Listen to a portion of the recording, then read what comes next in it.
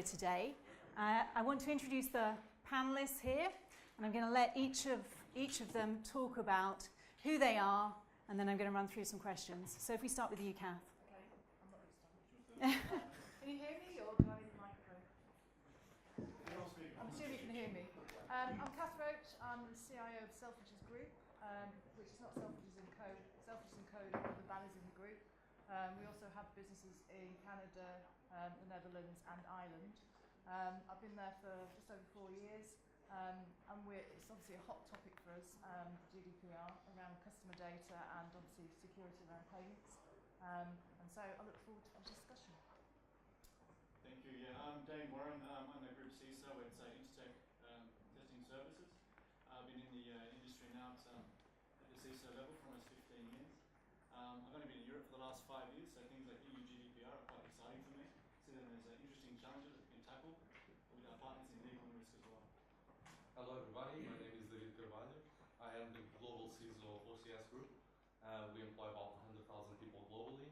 In the UK we are known for facilities management, but actually the core of our business is physical security around critical infrastructure, mainly around Southeast Asia.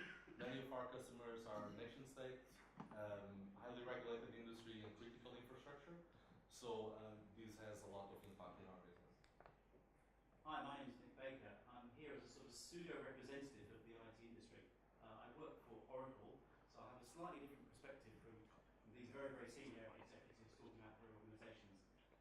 I actually think GDPR is really interesting, which sounds completely wrong. I'm almost embarrassed to say it, but hopefully I'll bring a perspective on the fact that whilst technology is wonderful and interesting, it is not the answer. It's potentially part of the answer. But I promise you, the opinions I give will be pragmatic and not coated in sort of industry or Oracle sort of varnish. Thanks for that. Thank you. Yeah. So the GDPR specifies many requirements, and it presents a really good opportunity to ensure our environments are better protected. But typically that's only if CISOs and CIOs have actually got the budget and the resources to make it all happen, so to deal with it.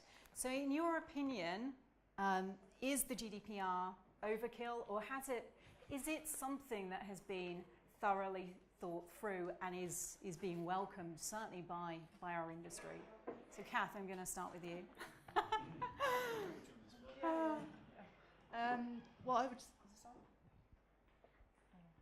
What I would say is it's another thing to do in an ever growing list of things to do. Do we need it? Yes, I do believe we need it, because I don't want to be one of the customers whose data is compromised in the future. I think the timing to put it in and the restrictions around it are so strong. I think it generates a lot of work on an ever-growing agenda of items that we need to, take notice of. I think our business, basically our legal teams are taking ownership and have gone from one extreme to the other and saying, we have to do this and we can't do any contracts that are more than 12 months old and so on. But, I do believe it is a topic we need to address, but in a retail space, it's not, from a customer's perspective of their details, yes, obviously we don't want to compromise that in any shape or form, but, it's just a little bit quick. If you look at PCI, which is another one that we dealt with or are still dealing with, we had a lot longer and it was put in a lot more quickly, a lot more slowly. And obviously with Brexit, what does that mean? Are we in or are we out? So, I still think we've got a lot of work to do to understand how quickly we need to implement these things. And actually, will we be fined in a way that has been said that we will? Dane. Excellent. I think it's a good thing, and I think there are a number of different data protection regulations for different European countries at the moment, as well as across the world in Asia and America as well. I think the EU GDPR actually simplifies the process a lot, rather than going to a collection of EU data governance organisation and compliance regulators. We have one set of standards to rule off, one set of, legal standings, and one set of precedents once we start to prosecute under these things and we start to understand where the regulation is at. I think the challenge we've got, and I had a conversation with some gentlemen at the back earlier this morning, is that the fear that we've got is a bit of a toothless tiger. They're having trouble trying to effectively recruit auditors and assessors in this space. So we as an industry really need to put our heads up and say we can lead the charge on this and really start to understand the data that we hold, what it means to protecting our customers and ourselves, and what it means to protecting ourselves as an industry. I think a lot of us here understand that the challenges that we face are quite similar, and if we join arms and link up under something like EU GDPR, then we start to push the organisation of Europe and companies together as a unified front, which is the best way to battle this challenge we've got. David. Yeah, I think GDPR is sorely needed. There is the need to actually fill this gap around protection of data, of privacy. It was just a question of time until something like this would appear. And I think, despite the fact that GDPR is coming in an environment that is, kind of like a messy soup of circumstances with Brexit and with other things that end up being a bit destabilizing. And also in an environment that's confused around other areas and within GDPR as well. Probably doesn't help it very much, but we need basically to surrender to it, because GDPR in the end for the business is something good, something that potentially will be something that the board can see as a risk breaker. It can also actually, in my opinion, focus an organization to spend the right amount of money in the right amount of things, on the right things, not just that, but on the processes, on the people, and on the science of cyber as well. So if we look at the history of GDPR, it's based on 28 different interpretations of some EU directives. So at the moment it's a bit messy, and all companies have a responsibility to try and understand these 28 different interpretations. So from that perspective, it's really, really good news that there's something central and consistent to aim at, absolutely. However, and there is always a however, first of all, we have these rather punitive damages for any transgression, which are potentially immense. And secondly, there are an awful lot of very subjective phrases in the way the wording goes with GDPR. So I'm afraid to say, or maybe not, it could be very much something that's bound up in legal interpretation. So everybody has to take some care as well. So there's lots of pluses and one thing to aim at, and lots of things to just be a little bit concerned about how these rules are genuinely interpreted. Thank you. In terms of the biggest risks, obviously there are loads of them. But if I were to mention hacking, insider threats, legacy processes, and shadow IT, which of those would you prioritize as being the biggest risk? Repeat the question. So hacking, insider threat, legacy processes, shadow IT. Shadow IT. Thank you. Yeah. That's just one answer. Yeah. I think that the approach needs to be on a risk base, based on the current threats, based on the current time. We went about this by looking at data discovery, understanding what data is out there, understand what threats are impacting that data, and then understanding what controls are in place to counter those threats. So hacking, yes. Insider threat, yes. All of these different things, yes. But in different flavors in different places, because it's different in Mozambique to the way that it is in the USA. Good point about Mozambique. I didn't know that, but in Angola also very different. So I think going against the organizers of this conference, I completely agree. Obviously, moving forward towards it. Obviously, creating an environment of internal intelligence is of extreme importance. If you want to make informed decisions, you need to do e-discovery. You need to do. You need to find all your processes, where your data comes from, how is it consumed? Do you need it? Does the business need it? Most businesses use about 2% of their data. Do we need it? So if we don't need it, we should probably get it discarded, or else we'll spend a lot of money protecting things that don't mean a thing. So priorities, I think, need to be reshifted. But I think the core is really internal intelligence, knowing what you have and why you have it, and then making an informed decision about it. So as organizations work hard to try and tighten up their processes and procedures, and they move from perimeter defense to internal defense and data encryption, all sorts of different technologies, they'll probably miss the thing, or not, maybe not, that potentially worries me a lot. A couple of years ago, I was listening to a CTO of one of the world's leading IT companies, and he took a question from the floor about what worried him most, what kept him up at night. And everybody expected him to say, well, competitor X is doing this, organisation Y is doing that. And he said, what worries me most is that one of my close reports doesn't work for me. And because there is so much money swimming around, and especially with the potential of the sort of money that organisations would have to pay if they fail GDPR, his worry was insider threat. Because where there's money, where there's incentive, there's a way to maybe bend people. And I think that was a very, very telling remark he made.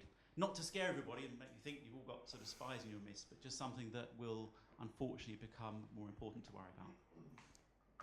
Certainly in terms of that, we were speaking during the break, and we spoke about fines and whether that was really driving all of this predominantly. But when certainly Nick and I we spoke about you, David, and we were talking about this insider threat and also the blackmail or ransom side of things. Can you elaborate a little bit more on that?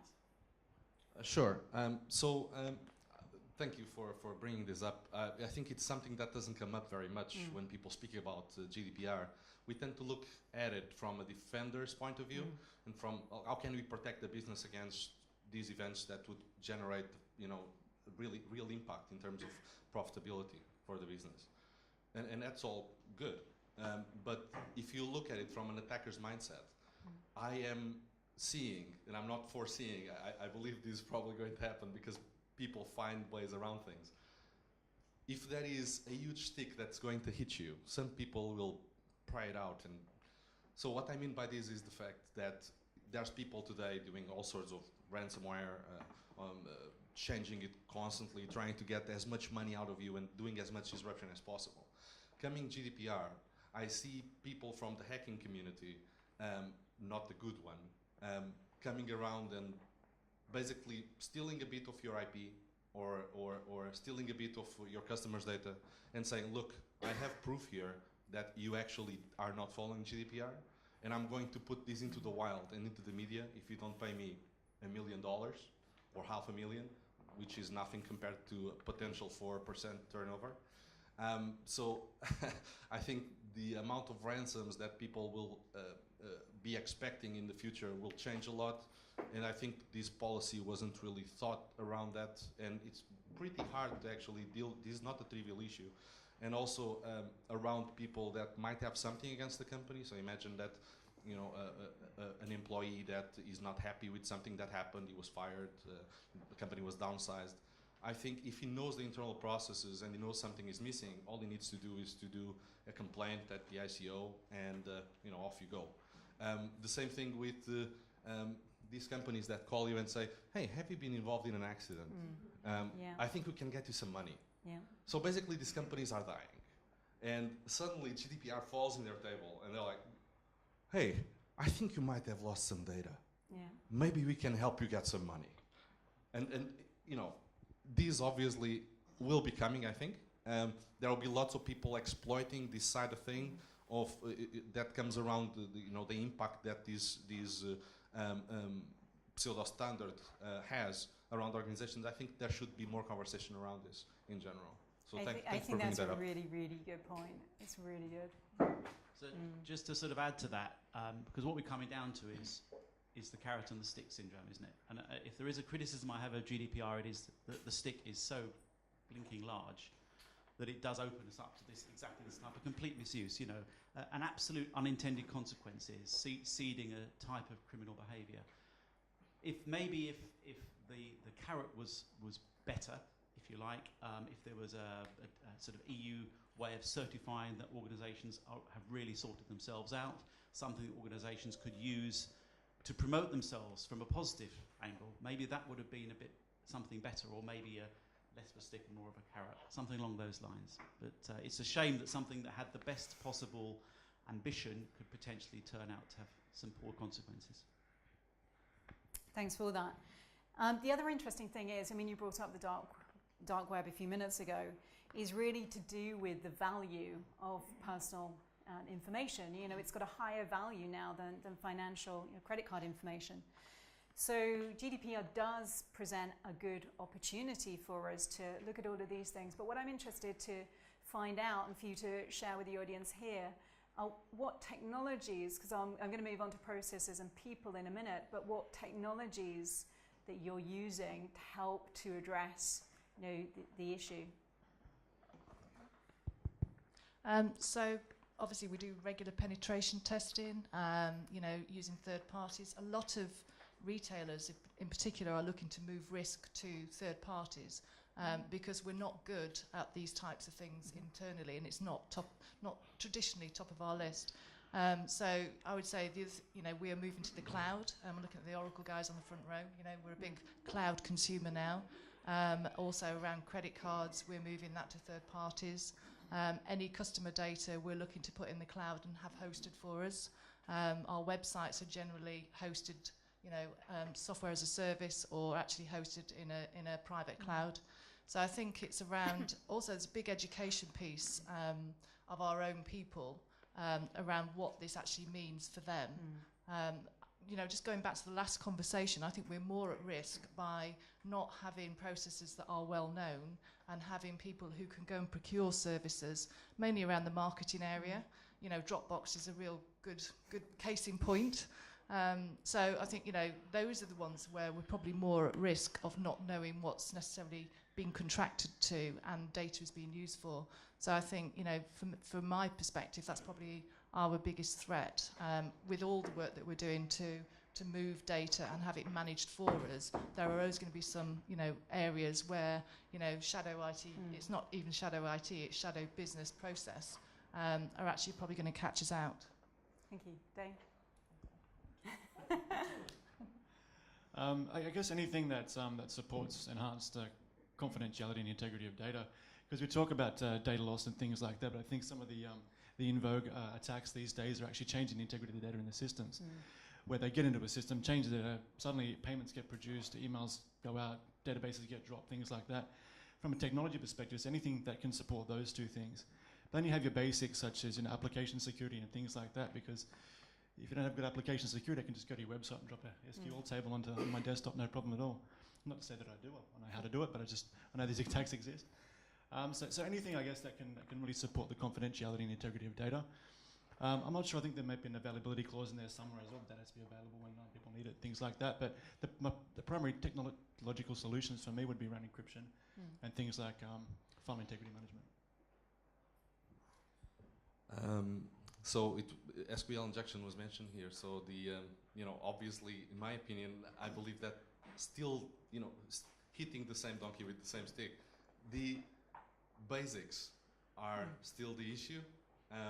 As we have seen, this wouldn't have happened, that everybody knows what this is, if patching would have been done, if backups would have been done. And this is very basic, and it still is an issue. And the issue here is, of course, not trivial, because organizations grow, networks grow, they become hard to manage, and this is not a trivial problem. But we need to continue to hit around this, to hit around good awareness, good training, to focus people in what matters in relation to this specific point. And also, for example, the OWASP top 10 is a good example of things that don't work, that should work, and they're incredibly easy to do. So there are some videos on the internet of a security researcher teaching his 5-year-old daughter to do SQL injection. And it's really a couple of clicks. It goes through all the possible combinations in principle in an entry point, and voila, here's some credit cards.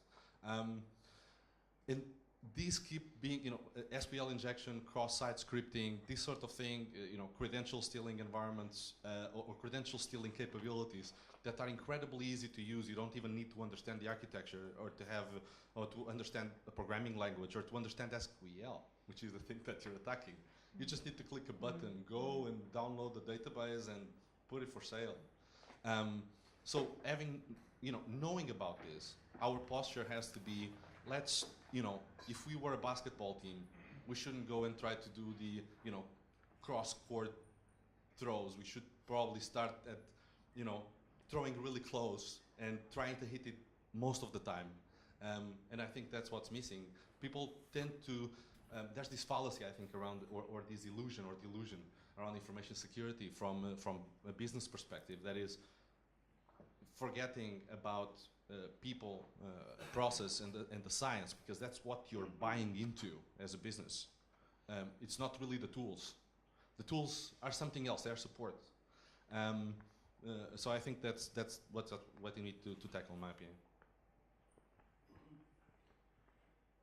The issue here is that technology is not the answer. It can provide some foundation safety, but if any organization, be it a consultancy or an IT company, says to you, I have a GDPR certified solution, or my system will guarantee, they're talking complete nonsense and should really politely, or maybe not politely, be shown the door. That doesn't mean that taking some foundation sort of steps to protecting data should be implicit in absolutely everything you do, in every application you deploy, every new infrastructure you decide to implement against, each new cloud service provider you commission. And those are real basics. It used to be just perimeter defense and some user authentication. Now I can't imagine ever deploying any application that persisted any data clear text. Why on earth would we do that? Does that mean that data encryption of data at rest is the answer? Absolutely not. But why on earth would we ever do that? Why would you transport data around your networks clear text? So where you store it, how you move it, how you present it, should all be nailed down without any doubt whatsoever, because there is no reason not to. And the other thing I guess I'd like to highlight is this, that the reason behind GDPR is to protect personal data. You are quite welcome to publish your most valuable intellectual property of your organizations openly. GDPR doesn't affect that. It's about personal data. So I guess all the EU is asking is that you attach the same value to an individual's data as you do your most precious intellectual property. And if you keep that in mind, I think that's a good guiding principle. I think that's a really good point. I'm just going to ask one question before opening it up to the floor. And it's under the GDPR, compliance will depend on having explicit, specific consent for the exact purpose for which data is held or processed. So this means that over the next year, organizations will need to interrogate all the sensitive personal data they hold, and find out whether or not they have the right level of consent. And if they don't, they'll have to delete it or anonymize it. So really, we've talked a lot about online data and that whole transportation and the risks there. What I'm interested really are about the challenges that you foresee regarding the cold data storage. So the paper records and the tapes and backups and so forth. Difficult question. I think with the transformation plans that we have in our businesses, we still have a lot of paper records, although there are plans, particularly around personnel, HR type information, to put that again in the cloud, in applications with the right level of security. Through going through these processes, we are actually re-asking for permission to keep sensitive information on employees and customers, and we do that meticulously on the online channels. No doubt there will be some data that has fallen through the cracks. And I alluded to Dropbox earlier, which, I think last time we checked, we had something like 900 plus personal accounts, which we've now taken care of. So I think it's a continuous challenge because data is continuously collected, particularly in retail organisations, and we need to make sure that we have processes in place that double check that all the boxes are ticked. Will we be 100% clear that nothing's gone through the cracks in our organisation? I wouldn't put my hand up to that. But hopefully in the future, we are getting better at a rate that will, keep us within the compliance. Thank you. Yeah, I think the legacy question, I think that was raised before as well, is a big one. I think for some of the older records as well, before people started moving data around willy-nilly, when it was digitized, it was mostly collected for the reason that was supposed to be used for. So our legal team is reviewing contracts and things like that to determine, are we still doing the same things with the data we're supposed to be? And if not, let's have a conversation about getting consent over and above. So with the delta that's there between the original contract plus the new contract we need to create, or let's remove the data completely if the customer or the person doesn't want to use it. I mean, there are different ways you can look at this through process, again, technology. I think you made a good point earlier. And it really depends on the type of data, what you're using it for, what you shouldn't be using it for. Not to say we're doing that, but and then really making sure that you're keeping the data for the right purpose from which the original commitment was made. So that's it's a tough one. Obviously, for example, in our company, we have more than 100 years old, and there's a lot of paper. There's a lot of tapes. There's a lot of things that are not as well classified as they should. But in this case, I think GDPR coming in, and this is like one of those rare cases where usually regulation is totally lagging in relation to technology. But that can be true in many cases and vice versa. But in this case, the supporting technology is still on its infancy as well. So regarding data loss protection, regarding data classification capacity, regarding other controls that are absolutely critical to follow this thing through to a level that would feel good. That, yeah, sure, I think I am doing good around GDPR. I don't think those things are there yet to the level that we would like them to be. I think as time passes, we will have probably something better. But right now, as GDPR is coming in, I think best effort should reign, and you should do best effort. So if you think that best effort is burning all your records that are in paper that you don't need, then do it. If you think that best practice is to buy all the tools out there that kind of do what they say they do around GDPR, as mentioned before, because all tools apparently are good for GDPR, all of them, no exceptions.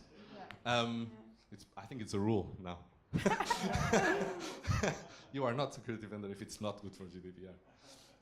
So you need to define what is your scope within your organization. For our case, it's definitely looking at paper. We have lots of paper records that were accrued over 100 years. Many people are no longer here, but many are. And we need either to take a very long and expensive look at that, or we can just put them into the grinder. And we need to define what's important on that case. And I think this will be a great effort in the next coming months. So if we split this into two, there's the paper problem, the manual problem, and that is a manual exercise. And it may actually be right to have a large bonfire. If indeed the papers are categorized in such a way as it can be worked out what is too old. Talking about the electronic record bit, which potentially, of course, is a lot more complicated. I think nobody in this room would ever procure a storage technology or a cloud service that just only store data in clear text. Nobody would buy a network system that didn't encrypt strongly. Nobody would do that. So when you're procuring an application, whether it's as a service or whether buying an application or indeed developing something yourself, surely you would never, ever commission one that didn't have opt-in, opt-out management active, and one that was able to retrofit and support that. So a new release of an application that made sure that it highlighted the personal data where you hadn't received explicit permission to keep that. So a lot of it, it's almost like the higher you start in the application architecture, the easier and also unfortunately the more expensive things can be handled. And so start at the application layer and work downwards and make sure that every decision you make has GDPR in the back of your mind. Thank you. Now, I'm really conscious that we are bang on time now for when this is going to end. Do we have time to ask any questions? There's a question for the event organizer. I think he's gone. So I would say I'm just going to do it. So we can't be told off then. So I'm going to open this up to you and ask questions away, ask to the panelists. Yeah, question over there.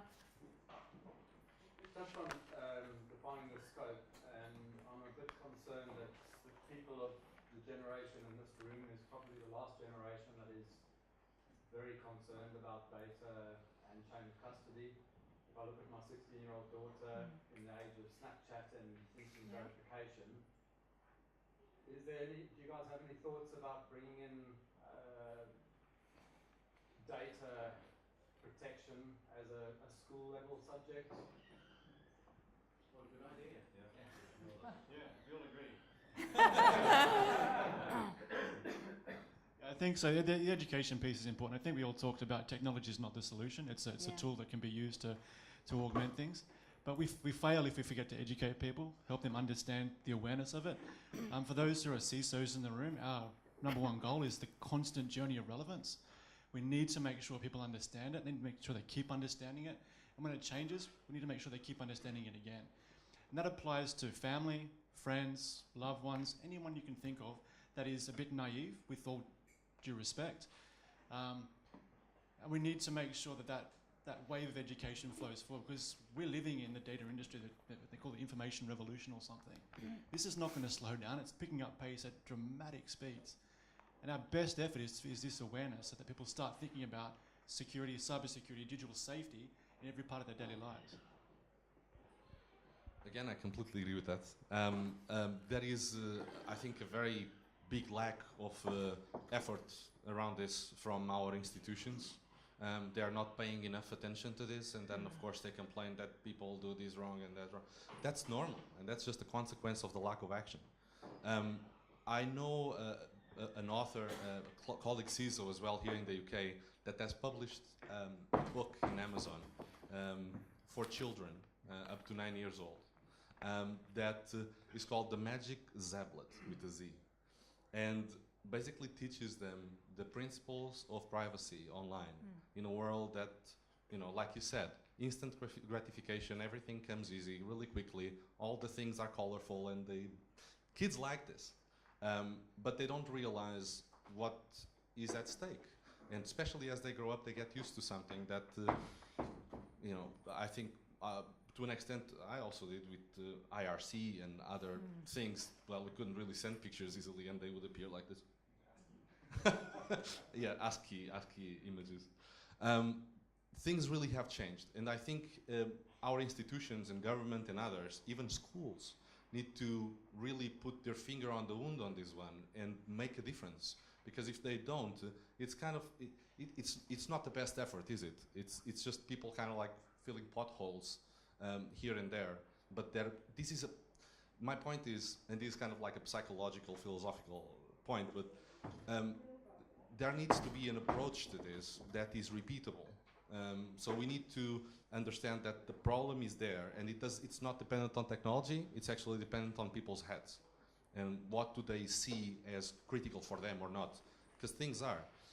There was a singer in the UK recently that posted in Facebook a picture of her credit card saying, "That's so cute." It had Hello Kitty on it, but it had all the numbers there. People don't realize that your card can be used without your CVV. You don't need it. How did this happen? She was like 20 years old or something, right? I mean, there's something obviously wrong here.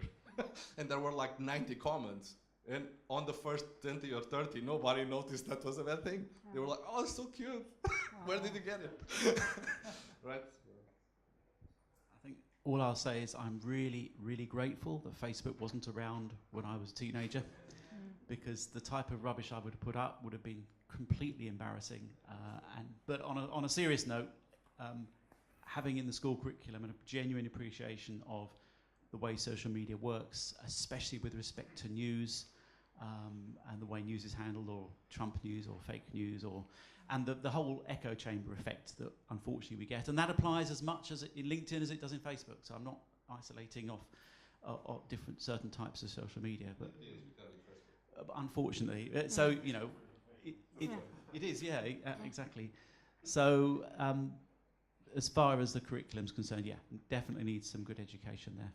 I actually think I've got 3 children, and so my daughter is 15. She'll be 16 in October. My next one is 16, and they're you know, this is the information of sharing, and they do this the whole time. But actually, I've got an older one, and it's interesting to see the 2 generations as to how much they share. And the eldest one is 25, and he was much more sharing. So shared all his Facebook with me, his friends would connect with me. The other two are much less. It's just like, no way. There's no way you are seeing what we're doing. And I think, again, with the book that I'm writing, you know, and certainly when I speak about the industry and performance, and if I'm speaking about women in the industry, which is really all about not leadership, but performing to a higher standard, what I encourage everyone to do is play a part and get into the schools and try and educate, but educate from what's in it for me. So why should it matter? And I'll just give you a very quick illustration of that. My daughter came back probably about a year ago. Mom, you know, we had this amazing speaker who came in talking about privacy and data, and he spoke about this, that, and the other. And I was sitting there listening to her thinking, okay, well, we've spoken about this before, and it completely went over your head. You didn't listen at all. But that's because I'm her mom. So this person had got through, and he was inspiring, and that's what matters, because we have various issues here. We have one which is compliance and the law, and we have another which is risk. And really what matters is certainly that the generations coming through understand, in my opinion, the risk, because this is a bigger issue than just compliance. And the other thing that I'll also say with regards to the GDPR is we're all big businesses in here. The concern that I have is the smaller businesses, you know, which is the bulk certainly of our economy in the UK, and they either don't know about it or are running the risk. You know, and I'm not being funny, but with the fines as they are, if they were to be imposed, they'd be out of business and they just start up again. You know, so it's for me that one of the first questions that I asked about the GDPR is really quite interesting in how we are looking at it. Does it present an opportunity? Are we going to see progress in terms of this whole issue? And certainly in terms of defending and defending the defense and the offense is interesting, because breaking in is so much easier than it is for us to defend, you know, really massively. Yeah, absolutely. Just one way. So I'm going to end this discussion now. I really want to thank the panelists, particularly as, sorry, yeah, do you want to? Yeah. It's very possible, given the number of people in this room, that one of you will have to defend your position on GDPR at some point in the next 5 years. That's life.